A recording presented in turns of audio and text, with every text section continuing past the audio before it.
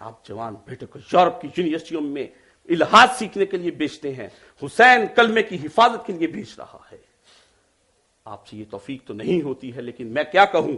اور پھر اس کے بعد جب علی اکبر وہاں پر جاتے ہیں، باپ کے سامنے عجیب قسم کا مقام علی اکبر کی شہادت کا بھی ہے۔ حسین کو پتا ہے کہ یہ میرا مؤذن ہے، میرا بیٹا اذان بھی دیتا ہے، تو وہ سچے دل سے کہتا ہے۔ کسی وقت میں علی اکبر نے کہا کہ بابا کیا ہم حق پر نہیں ہیں؟ کہا بیٹا ہم حق پر ہیں۔ تو انہوں نے کہا اگر حق پر ہیں تو ہمیں شہد سے زیادہ یہ موت میٹھی معلوم ہوتی ہے، شہد سے زیادہ میٹھی معلوم ہوتی ہے۔ وہ اپنے ایک بیٹے کو بھجواتے ہیں، پھر دوسرے بیٹے کو بھجواتے ہیں، پھر اپنے بھائی کے بیٹے حضرت قاسم کو بھجواتے ہیں۔ راوی بیان کرتا ہے اتنا حسین بچہ کبھی زندگی میں نہ دیکھا، جیسے کربلا کے اندر اندھیری رات کے اندر چاند اتر آیا ہے، ایسا حسین بچہ تھا۔ وہ بھی جان کے لیے آگے دینے کے لیے 13 سال کی عمر اس کے ساتھ ہے۔ حسین کا پھر دوسرا بھائی جو دوسری ماں سے تھا وہ آگے بڑھتا ہے، عثمان ان کا نام ہے۔ جعفر ایک بھائی ہے وہ پھر آگے بڑھتا ہے، وہ جان دینے کے لیے آگے بڑھتا ہے۔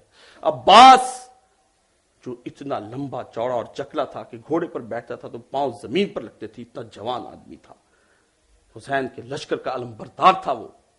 امام حسین اس کی لاش کو بھی اٹھاتے ہیں، ہر لاش کو اٹھائے چلے جا رہے ہیں، ہر لاش کو اٹھائے چلے جا رہے ہیں، ساتھیوں کی لاشیں اٹھائے چلے، ہر لاش کو اٹھاتے ہیں، خیمے کے پیچھے لے جاتے ہیں اور جا کر رکھتے ہیں اور سر صد میں رکھتے ہیں۔ اللہم تقبل ھذا قربان، خداوند عالم یہ قربانی اپنی راہ میں قبول کر لے۔ حسین کے پاس وقت یہی تھی۔ پھر دوسری لاش اٹھتی ہے، پھر تیسری لاش اٹھتی ہے۔ 72 ساتھیوں کی لاش کون اٹھا رہا ہے؟ 58 سالہ حسین ابن علی، جو خود بوڑھا ہو چکا ہے، جس نے اپنے سفید بالوں کو وسمے سے رنگ کر لیا ہے کہ میں جوان نظر آؤں مجاہد ہوتے ہوئے۔ یہ حسین ابن علی لاشیں اٹھا رہا ہے۔ بڑھتے بڑھتے لاشوں کے ڈھیر خیام کے اندر ہیں، اور خیام آگے کن کے ہیں؟ اس کی بہن زینب کا خیمہ ہے، ام کلثوم کا خیمہ ہے، فاطمہ کا خیمہ ہے، سکینہ کا خیمہ ہے، سب کے خیمے ایک صف میں پڑے ہوئے ہیں اور خیموں کے پیچھے لاشیں پڑی ہوئی ہیں۔ حسین ایک ایک لاش کو زمین پر رکھے جا رہا ہے۔ آپ کس حسین کی بات کرتے ہیں؟ آپ کے گھر میں ایک میت ہو جائے تو آپ کے ہاں 40 دن تک ختم نہیں ہوتے ہیں۔ وہاں 72 ساتھیوں کی لاشیں الگ ہیں اور اس کے علاوہ الگ 100 سے زیادہ اور 200 سے کم ہیں ساتھی جو کربلا میں شہید کیے گئے ہیں۔ چلے 72 تھے، وہاں سے پھر راستے میں آ کر ملتے رہے۔ امام حسین چاہتے تو بہت بڑی فوج تیار کر سکتے تھے، لیکن آپ نے کہا نہیں، اس وقت امت جس بے ہوشی کے عالم میں موجود ہے، اتنی ہی بے ہوشی کے جتنا آدمی بے ہوش ہوتا ہے اتنا زور کا چھینٹا منہ پر مارا جائے پانی کو تو پھر بیدار ہوتی ہے۔ تو آج حسین اپنے خون سے اس امت کے منہ پر ایک چھینٹا مارے گا تاکہ یہ بیدار تو ہو۔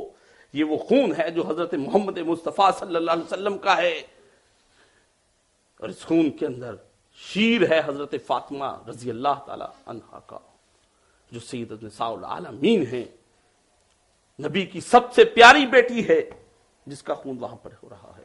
اور آپ کہتے ہیں کہ یہ وہاں پر حسین کی ایک غلطی تھی۔ اللہ اکبر، واللہ یہ غلطی ہے تو ان تمام نیکیوں پر یہ غلطی ہمیں قبول ہے جن نیکیوں کی طرف تم ہمیں دعوت دیتے ہو۔ تم ہمیں دعوت دیتے ہو نیکیوں کی طرف، جو نیکیاں ہمیں سوائے مسلوں کے اندر اور مناجات کے اندر جھک جانے کے علاوہ کچھ نہیں دیتی ہیں۔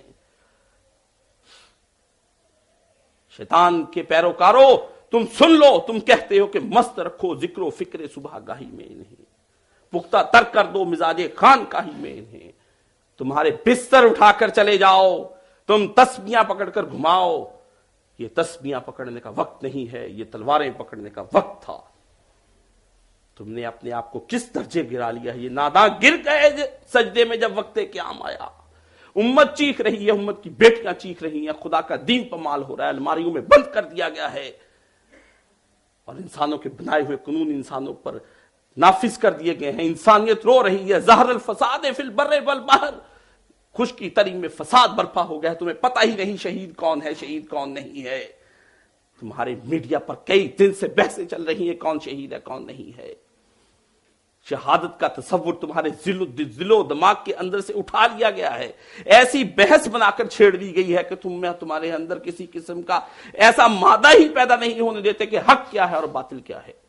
یہ نتیجہ ہے اسی چیز کا کہ تم نے اس راہ کو چھوڑ دیا ہے جس راہ سے تم کو ہدایت میں اثر آنی تھی، جو راہ مدینے سے ہو کر آتی تھی، جو راہ پھر کربلا کی جانب جاتی تھی۔ تمہیں ڈر ہے، تمہارے دلوں کے اندر وہن آ گیا ہے، حب الدنیا و کراہیت الموت ہے تمہارے دلوں کے اندر، تم دنیا سے پیار کرتے ہو، موت سے ڈرتے ہو۔ یہ رات عجب قسم کی امام حسین پر آئی ہے، اور پھر آخر میں امام حسین رضی اللہ تعالیٰ عنہ سامنے آتے ہیں۔ آپ کا ایک بچہ علی اصغر، اسے آخری وقت میں آپ نے اپنے ہاتھوں پہ پکڑا ہوا، پیار کر رہے ہیں، بچے کی زبان باہر آ چکی ہے پیاس سے، اور پھر وہ پیاس کس قسم کی ہے اس بچے کی؟ وہ تو تم سے کوئی مطالبہ نہیں کر رہی ہے، تم نے پھر یہ بھی کم نہ کیا، ایک تیر آیا حرملہ کا، اور تیر اتنا وزنی ہے کہ بچے کے حلق میں لگا ہے تو بچہ تیر کے وزن سے پلٹ گیا ہے۔ کس کے گلے میں تیر مار رہے ہو؟ 6 ماہ کے بچے کا تو کوئی قصور ہی نہیں ہے، تم کس کو تیر مار رہے ہو؟ بچہ پلٹ کر رکھ دیا تم نے، ہائے! اور تم کہتے ہو کہ ابھی بھی یہ لوگ ٹھیک ہیں، ابھی بھی ان کی حمایت میں کرتے ہو۔ امام حسین اس بچے کو بھی پھر کربلا کی زمین پر لٹا دیا، سب سے ننھا شہید 6 ماہ کا ہے کربلا کا، اور 90 سال تک بوڑھے آدمی ہیں کربلا کے اندر۔ ہر آدمی کے لیے اسوہ ہے وہاں پر، کوئی نہ کہے میں بوڑھا ہوں، میں جوان ہوں، میں اسوہ حسینی پر نہیں چل سکتا، سب کے لیے سامان موجود ہے۔ قوارے کے لیے بھی موجود ہے، علی اکبر، اس کی شادی کے خواب بھی دیکھے ہوں گے حسین ابن علی نے، اور بیاہ کے لیے بھی وہیں پر ہے، بوڑھے باپ کے لیے بھی وہاں پر اسوہ ہے، اور نوجوانوں کے لیے بھی وہاں پر اسوہ ہے۔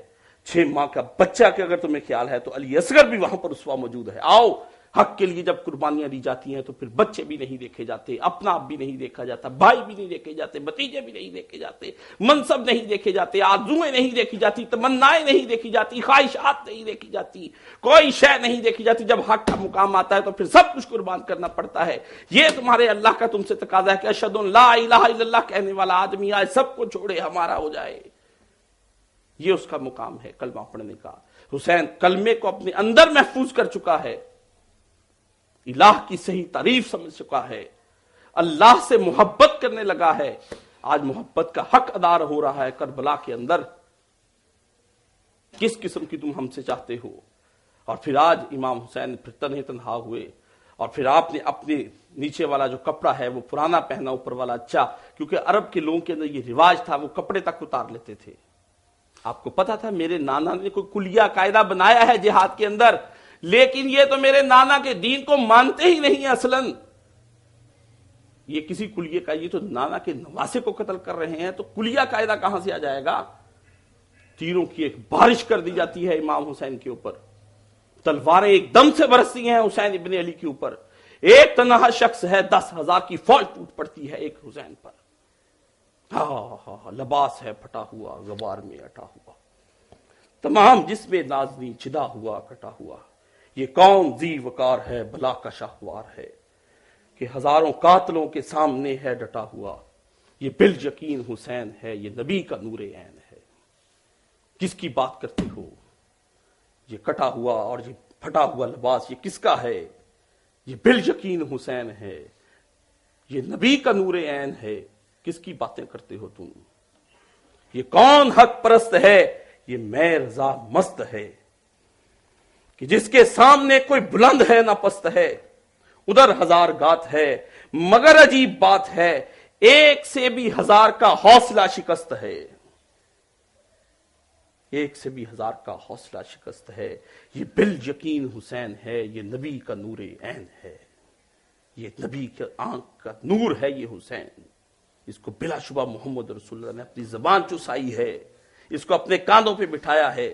یہ بال یقین حسین ہے، یہ نبی کا نور عین ہے، یہ جس کی ایک ضرب سے کمال فن حرب سے کئی شکی گرے ہوئے تڑپ رہے ہیں کرب سے، غضب ہے تیغے دوسرا ایک ایک وار پر اٹھی صدائے العما زبان شرق و غرب پر، یہ بال یقین حسین ہے، یہ نبی کا نور عین ہے، یہ نبی کا نور عین۔ جنگ دیکھو نبی کے نور عین کی، نبی کے پالے ہوئے کی جنگ دیکھو، یہ 3 دن کے پیاسے حسین کی جنگ دیکھو، یہ 58 سال کے بوڑھے کی جنگ دیکھو، یہ جس کے لال کربلا کی ریت پر خاک میں مل گئے ہیں اس کی جنگ دیکھو، جس کا جوان بیٹا اور کمر کاٹ دی گئی ہے یہ اس کی جنگ دیکھو، کہ ہزاروں لوگ ہیں اور ایک حسین ابن علی ہے۔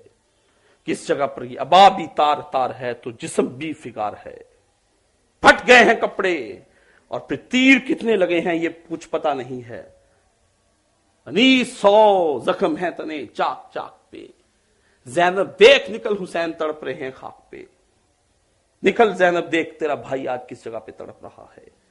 मगर ये मर्दे तेगे जन, ये सब शिकन फलक फिगन, कमाल सब्रो फंद ही से महव का हजार है, ये बिल यकीन हुसैन है, ये नबी का नूर ऐन है। दिलावरी में फर्द है, बड़ा ही शेर मर्द है, कि जिसके दबदबे से दुश्मनों का रंग जर्द है।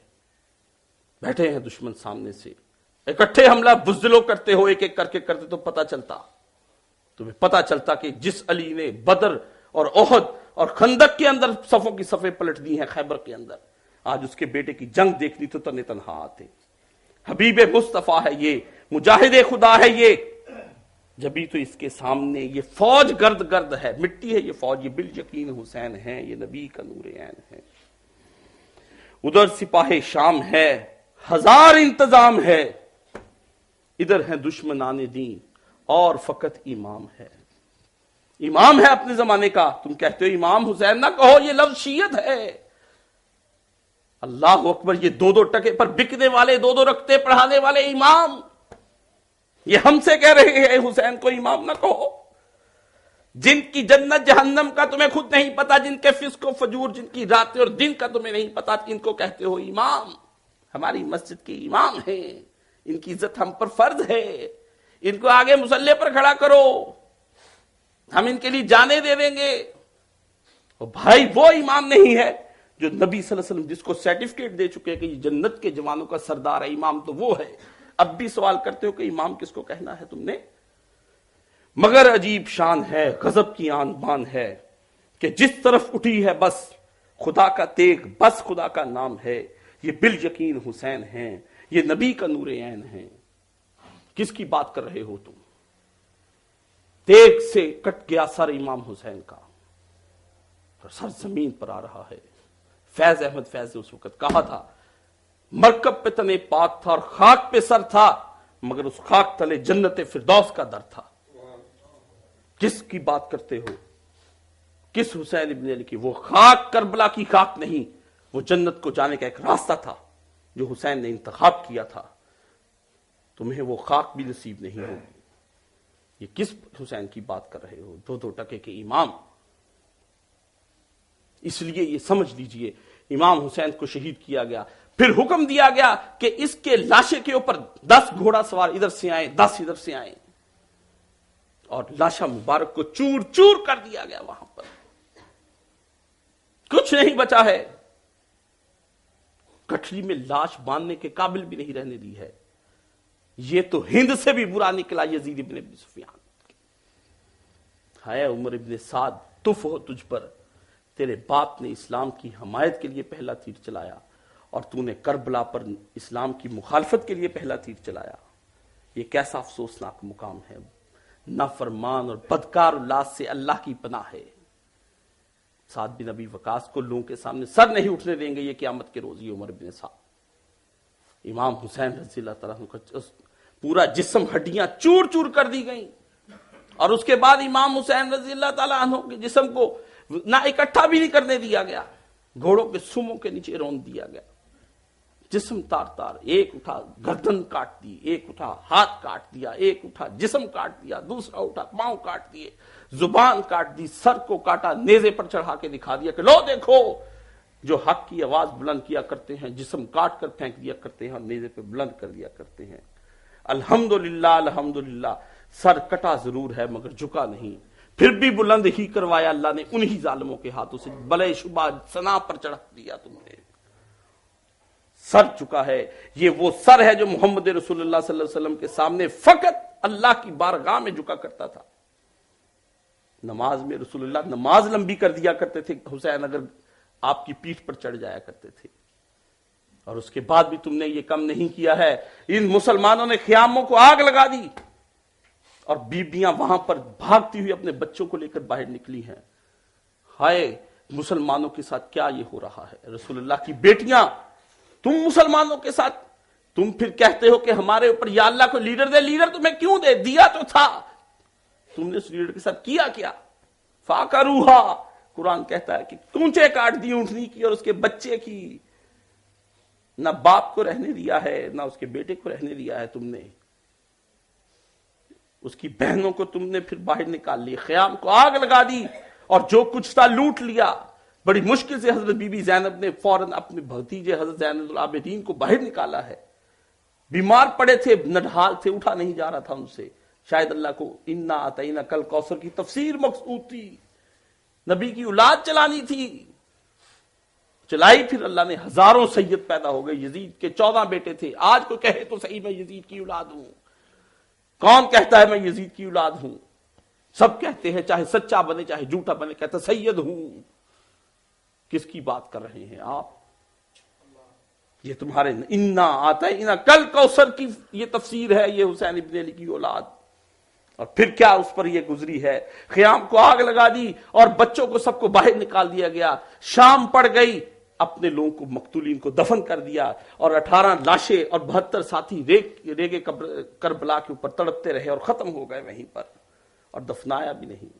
بی بی زینب کے سر سے دوپٹے چھین لیے تم نے، زیورات لوٹ لیے ان کے خیموں سے، سب بچوں کو بیویوں کو اکٹھا کر کے بی بی زینب ساری رات شام تک ایک جلی ہوئی لکڑی بٹھا کر ان کے گرد الامان الحفیظ الامان الحفیظ یہ بولتی رہی۔ کسی شاعر نے، پنجابی شاعر نے اس کو ایک چھوٹی سی اس وقت کو وہاں پر اپنے نظم کیا تھا کہ تصور میں حضرت علی کے لے کر جاتا ہے، وہ کہتے ہیں حضرت علی کے تصور میں وہ شاعر خود ہی اپنے زور بیان سے لے گئے، تیری الامان حفیظ دی صدا جدو وچ نجف دے گئی ہے، میں سمجھ گیا مر ویر گئے تائیوں پیرے دندی پئی ہے۔ وہ نجف میں علی کی کربلا پر جب اس کی علی مرتضیٰ اس کے ہوتے ہوئے کوئی پیغمبر کے گھر کو نہیں دیکھ سکا ہے، میں سمجھ گیا مر ویر گئے تائیوں پیرے دندی پئی ہے۔ حضرت علی کے کانوں میں جب یہ آواز پڑی تو کیا ہوا؟ پیغمبر اکرم صلی اللہ علیہ وآلہ وسلم حضرت ابن عباس کے خواب میں مدینہ میں آئے، پوچھا ابن عباس نے خواب میں، اللہ کے رسول یہ آپ کا کیا حال ہے؟ شاہ صاحب اکبر، بال بکھرے ہوئے پیغمبر کے ہاتھ میں اور ایک شیشی پکڑی ہوئی مٹی پڑی ہوئی ہے، فدا کا امی ابی یا رسول اللہ، یا اللہ کے رسول میرے آپ پہ ماں باپ قربان، یہ حالت کیا بنا لی؟ فرمایا یہ ھذا دم الحسین و صحابہ، یہ حسین اور اس کے ساتھیوں کا خون ہے، صبح سے اکٹھا کر رہا ہوں۔ ابن عباس انا للہ و انا الیہ راجعون پڑھتے ہوئے اٹھے، اور اٹھتے ہی انہوں نے کہا حسین قتل کر دیے گئے۔ قافلہ لوٹ کر آیا تو پھر اس کے سامنے انہوں نے بتایا یہ کس قسم کی قیامت برپا ہوئی کہ عالم ارواح میں آپ کا پیغمبر تڑپ گیا اور آپ یہاں نہیں تڑپ سکے ہیں۔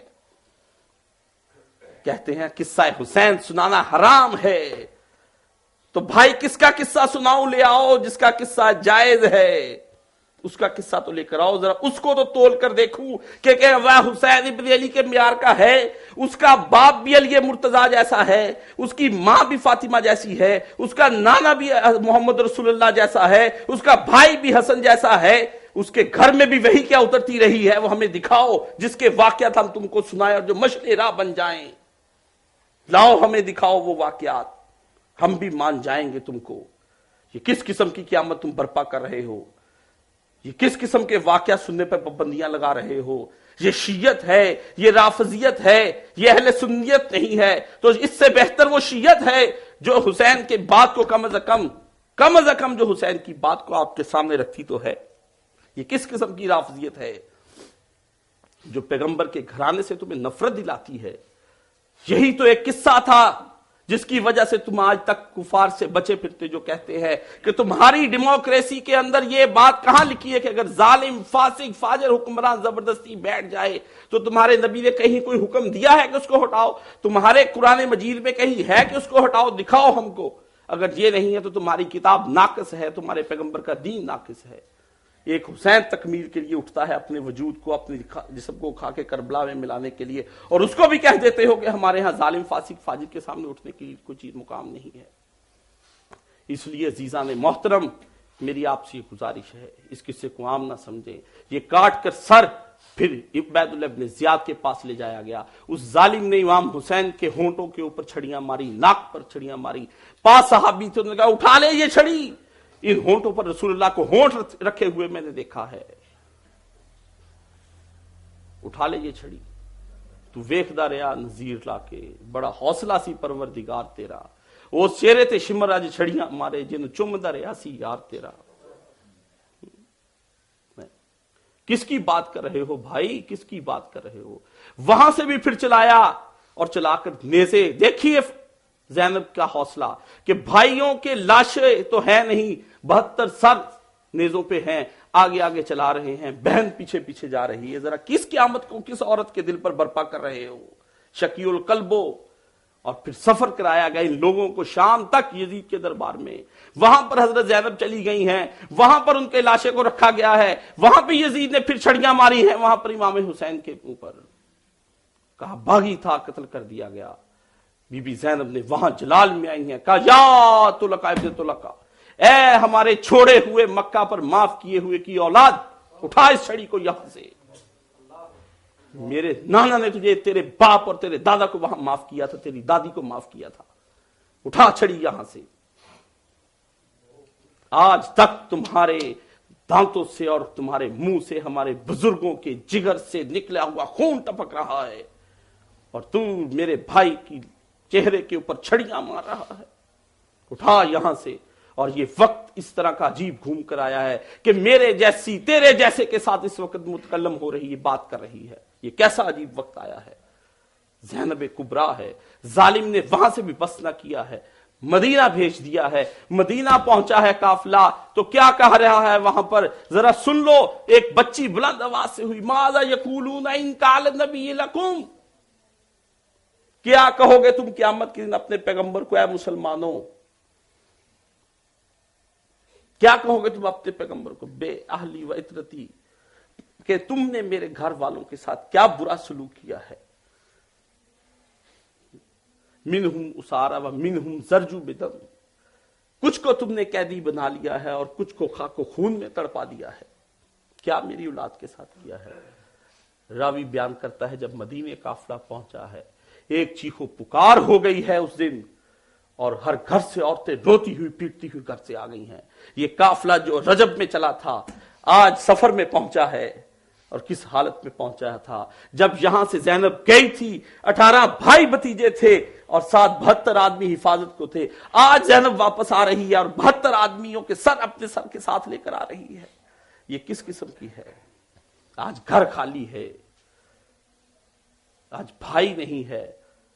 تاریخ بتاتی ہے کہ حضرت بی بی زینب کو اور امام زین العابدین کو پھر زندگی میں کسی نے مسکراتے ہوئے نہیں دیکھا ہے۔ واللہ کیسے مسکرایا جاتا ہے جس کا ایک گھر سے اپنا چلا جائے، جس کا ایک محبوب چلا جائے، وہ کیسے مسکرایا کرتے ہیں۔ تم لاشوں کو دفناتے ہو، نہلاتے ہو، کفناتے ہو، تم بعد میں کیا کچھ اصالے ثواب کے لیے کرتے ہو، لیکن زینب کس کو نہلائے، کس کو دفنائے، کس کو کفنائے، تم ذرا سوچو تو صحیح۔ پھر ایک عورت ذات۔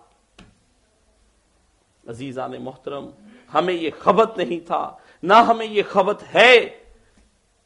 میرے استاد محترم بزرگوار حضرت مفتی محمد اسحاق صاحب کو خبت نہیں تھا، ہمیں بھی خبت نہیں ہے، کاشف کو بھی کوئی خبت نہیں ہے۔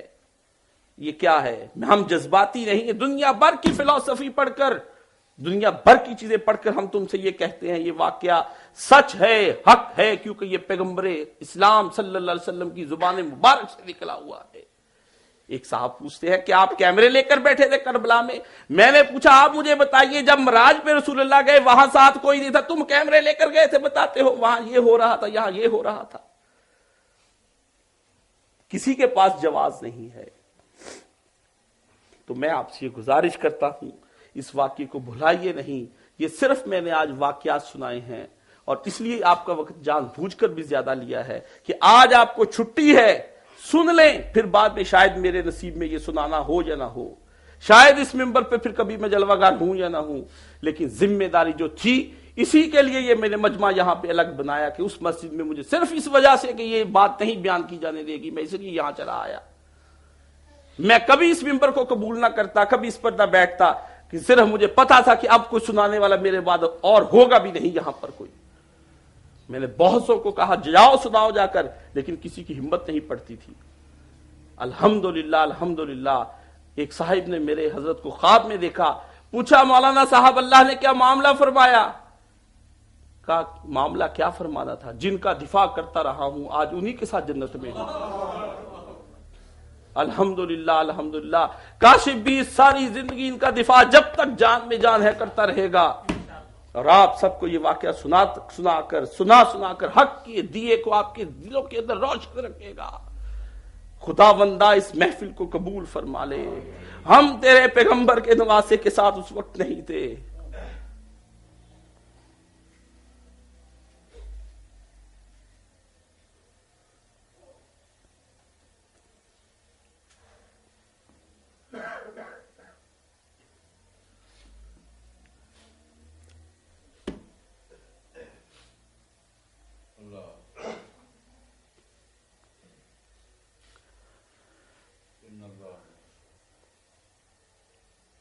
حضرت مولانا ذکریہ رحمت اللہ علیہ، جنہوں نے تبلیغی جماعت کے لیے کتابیں لکھی ہیں، مسجد نبوی میں بیٹھے تھے، شام ہوئی باہر نکلے، دیکھا بہت سے ساتھی بیٹھے ہیں، تو چونکہ وہ اصالِ ثواب کے قائل ہیں تو پوچھا آج کچھ تم نے کربلا کے لیے، ان کے شہیدوں کے لیے کوئی چیز اصالِ ثواب بھی کی ہے، کوئی درود شریف پڑھ کر؟ تو ساتھیوں نے کہا نہیں۔ تو کہا تم سے بہتر تو وہ رافضی ہیں جو جھوٹ سچ رو لیتے ہیں، تمہارا پیغمبر رویا ہے، وہ پھول سا چہرہ جس کے دیکھنے کے لیے آپ ہم سے درود شریف پوچھتے ہیں وہ رویا ہے۔ تمہارے پیغمبر کو عالم ارواح میں محسوس ہوا ہے کہ میرے ساتھ کیا ہوا ہے۔ اپنے دلوں کے اندر اس شمع کو روشن رکھنا۔ تم جہاد نہیں کر سکو گے مجھے پتا ہے، یہ بازو میرے آزمائے ہوئے ہیں، تم تبلیغیں بھی نہیں کر سکتے ہو، تم جانے بھی نہیں دے سکتے ہو، لیکن دل کے نہا خانوں جو کے اندر کہیں تو کہیں اس شمع کو روشن تو رکھ سکتے ہو۔ روشن رکھو اس کو، اس دن کو کھانے پینے میں صرف نہ کرو شیعہ، اس کو رسومات میں نہ لے جاؤ، شربتیں پی کر، بڑے بڑے علم نکال کر، تعزیت نکال کر تم قصہ حسین کو خراب نہ کرو۔ اس دن کے اندر جو پیغام ہے اس کو سوچو، وہ تمہیں اشہد ان لا الہ الا اللہ کا پیغام دیتا ہے وہ دن۔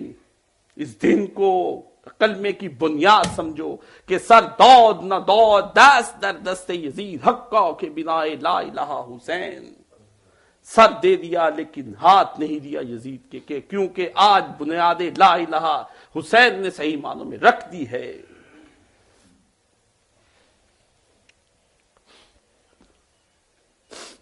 اللہ تعالی ہمیں یہ قصہ سننے کے بعد اس کے اسرار اور اس کے غوامض کو سمجھنے کی توفیق عطا فرمائے، اور ہمیں اپنے پیارے نبی کریم صلی اللہ علیہ وآلہ وسلم کی اتباع کرتے ہوئے حسنین کریمین اور اہل بیت سے محبت کرنے کی توفیق عطا فرمائے، اور ان صحابہ کرام رضوان اللہ اجمعین کی اتباع کرنے کی توفیق عطا فرمائے جن صحابہ کرام نے نبی صلی اللہ علیہ وسلم کے ساتھ اپنی زندگیاں اسوہ پیغمبر کے مطابق گزاری ہیں، ان کی توفیق عطا فرمائے ان کے ساتھ۔ اس لیے میں آپ سے یہ گزارش کرتا ہوں کہ اگلی دفعہ واقعات کی بجائے آپ کو اس سے اگلا مقام جو ہے وہ ضرور بیان کروں گا کہ جس میں خون حسین پھر رائے گاہ نہیں گیا ہے، پھر یہ ایک تحریک بنا ہے، اور اس تحریک کے بارے میں آپ کو انشاءاللہ العزیز بتاؤں گا۔ میرے پاس فقط 2 جمعے رہ جائیں گے، اس کے بعد پھر موضوع اپنی جگہ پر آ جائے گا۔ وآخر دعوانا ان الحمدللہ رب العالمین۔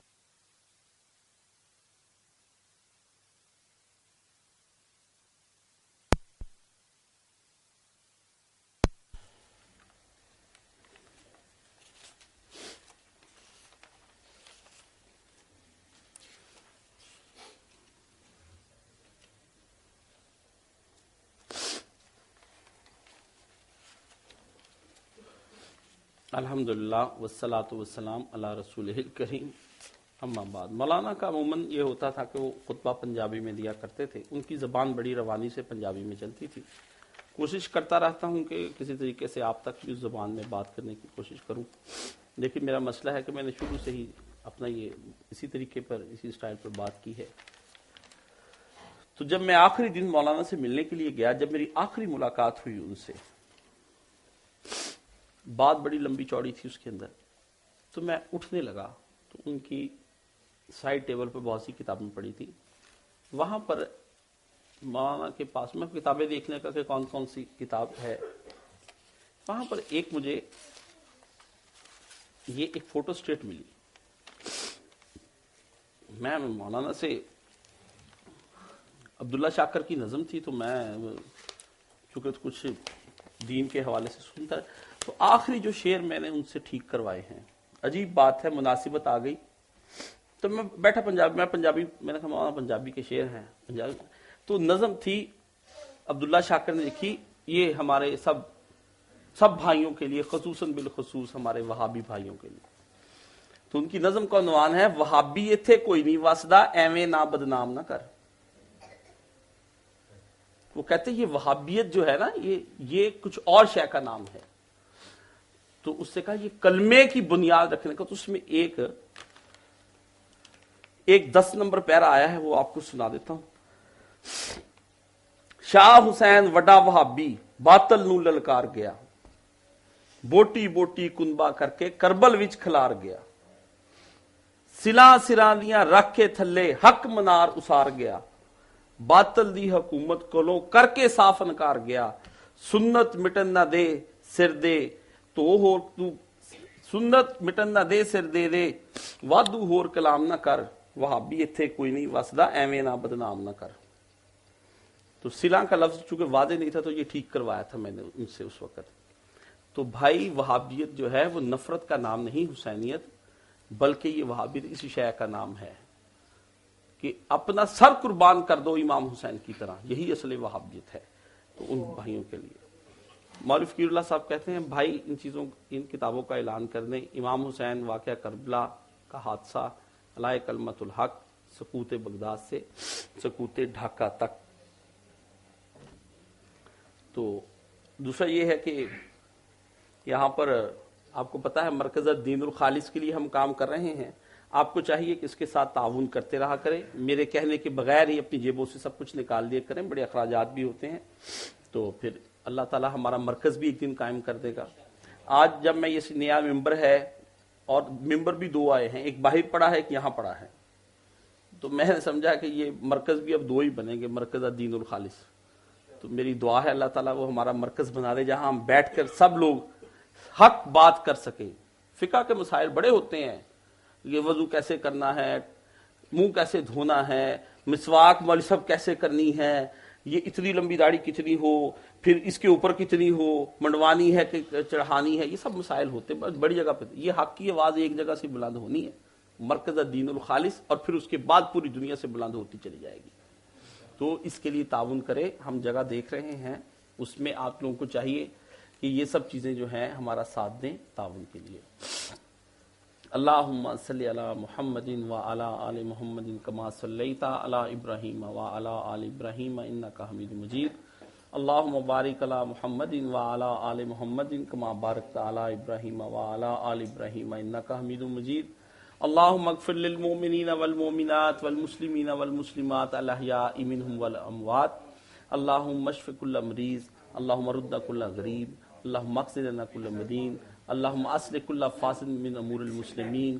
اللہم اغفر للمؤمنین والمؤمنات والمسلمین والمسلمات الاحیاء منہم والاموات. ان اللہ یامر بالعدل والاحسان وایتاء ذی القربى وینہی عن الفحشاء والمنکر والبغی یعظکم لعلکم تذکرون. جماعت کے لیے انشاءاللہ باہر قاری صاحب چلیں گے وہاں.